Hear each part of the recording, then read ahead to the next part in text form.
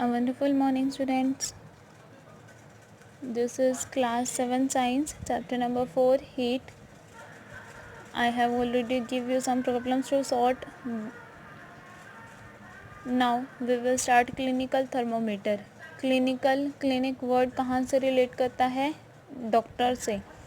सो ये क्या है? थर्मोमीटर जो डॉक्टर यूज़ करते हैं, that is known as clinical thermometer. Clinical thermometer is use to measure our body temperature. Use किया जाता है हमारे बॉडी टेम्परेचर को मेज़र करने के लिए, मापने के लिए. The scale of temperature ranges from, वो जो थर्मोमीटर यूज़ करते हैं, ये हम जो बॉडी टेम्परेचर को मेज़र करने के लिए डॉक्टर यूज़ करते हैं क्लिनिकल थर्मोमीटर, इसके टेम्परेचर की रेंज स्टार्ट कहाँ से होती है? 35 डिग्री सेल्सियस से 42 डिग्री सेल्सियस तक.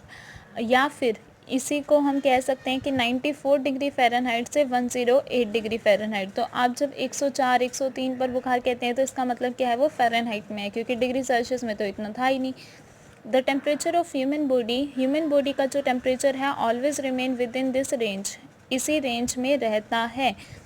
इतना ही रहता है, इससे ना तो कम हो सकता ना ही इससे ज़्यादा हो सकता. Clinical thermometer has a long, clinical thermometer में क्या होती है? एक लंबी सी नैरो थिन ग्लास होती है. नैरो मतलब पतली, थिन ग्लास ट्यूब है, पतली सी ग्लास की ट्यूब है, with a bulb at one end, जिसके एक साइड पर बल्ब लगा हुआ है.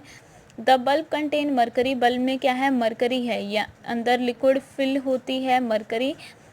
A fine thread of mercury can be seen outside the bulb, इस बल्ब के बाहर भी आपको क्या दिख सकता है? मरकरी की थ्रेड दिख सकती है.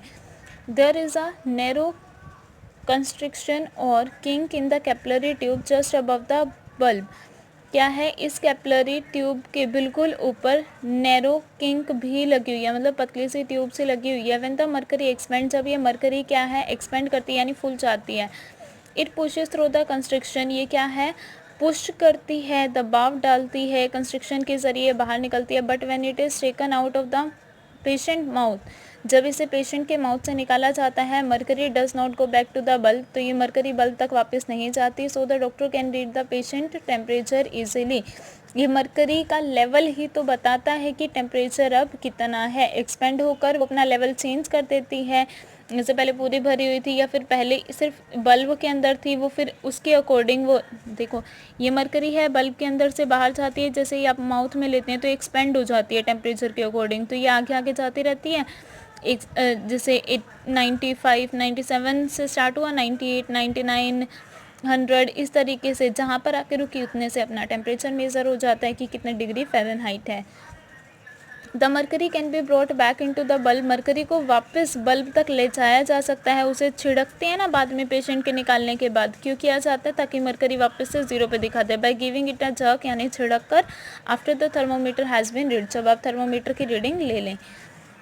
Reading a thermometer and measuring temperature, thermometer को रीड करना और टेम्परेचर को मेज़र करना. टेक अ क्लिनिकल थर्मोमीटर, एक क्लिनिकल डॉक्टर का थर्मोमीटर लेना एंड होल्ड इट हॉरिजेंटली, इसको सीधा पकड़ के रखना है, with the reading scale toward your eye, जहाँ से रीडिंग स्केल लेते हैं, जहाँ पर नंबरिंग लिखी हुई है उसको अपनी आंखों के पास रखना है. Do not hold the thermometer from the bulb, bulb से उसे पकड़ना नहीं है, क्योंकि बल्ब से ही तो मरकरी निकलती है. अगर वहीं से पकड़ लोगे तो मरकरी एक्सपेंड नहीं कर पाएगी, कहीं और जा ही नहीं पाएगी.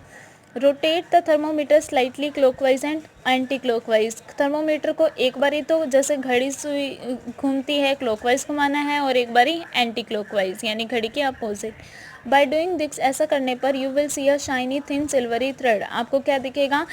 एक बहुत पतला चमकदार सिल्वर का धागा दिखेगा. The end of silvery thread shows the reading of temperature, ये जो सिल्वर का थ्रेड आपको दिखा है, इसका एंड जहाँ पर भी हो वो टेम्परेचर की रीडिंग बता देगा. If mercury lining end at 37, अगर मरकरी की लाइनिंग आपको 37 दिखाया तो इसकी रीडिंग क्या हो गई? 37 degree Celsius. Wash the bulb end of thermometer with N antiseptic solution, ये जो थर्मोमीटर का बल्ब एंड है इसे एंटीसेप्टिक सॉल्यूशन से हमें धोना चाहिए. गिव 2 और 3 जर्क्स लाइटली, 2-3 झटके देने चाहिए धीरे से. By doing this the mercury level would fall, इसकी वजह से मरकरी का लेवल था, आपने टेम्परेचर मेजरमेंट के टाइम पे जो आगे पीछे हो गया, या आपने क्लॉकवाइज एंटी क्लॉकवाइज घुमाया ताकि आप अपने रूम का टेम्परेचर देख सकें, जो कि 37 मिला.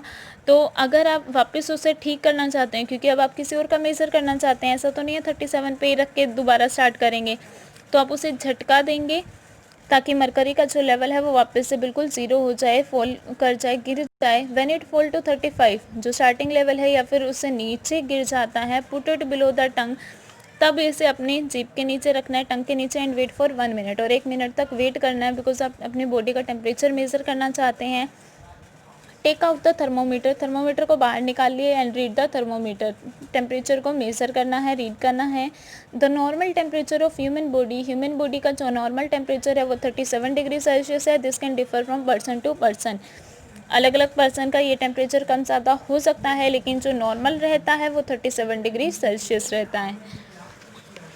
सो अब आपको पता है ना कि आपकी बॉडी का नॉर्मल टेम्परेचर कितना रहता है, वो तो गर्मी सर्दी के अकॉर्डिंग थोड़ा बहुत चेंज हो सकता है। नेक्स्ट जो है precautions to be observe while reading a clinical thermometer, वो कौन कौन सी सावधानियां हैं जो आपको लेनी चाहिए जब आप क्लिनिकल थर्मोमीटर पे रीडिंग नोट कर रहे हैं। Read the thermometer keeping the level of mercury along the line of site, thermometer की रीडिंग तब लेनी है जब मरकरी का जो लेवल है वो बिल्कुल लाइन ऑफ साइट की, यानी आपकी आंखों के आगे हो।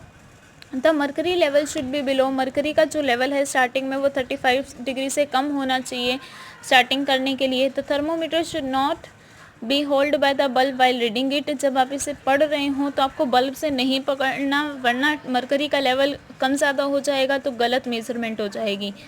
The thermometer should be hold with care, thermometer को केयर से, सावधानी से होल्ड करना चाहिए, पकड़ना चाहिए। If it hits against some hard object, अगर ये किसी हार्ड ऑब्जेक्ट से टकरा जाता है, इट कैन ब्रेक, तो ये टूट भी सकता है क्योंकि ट्यूब ग्लास ट्यूब से मिलकर बना हुआ है। It should be washed with N antiseptic solution before and after use करने से पहले और बाद आपको एंटीसेप्टिक सॉल्यूशन से इसे वॉश करना चाहिए। सो ये था क्लिनिकल थर्मोमीटर। नेक्स्ट में हम नेक्स्ट टॉपिक डिस्कस करेंगे। Thank you very much and have a nice day.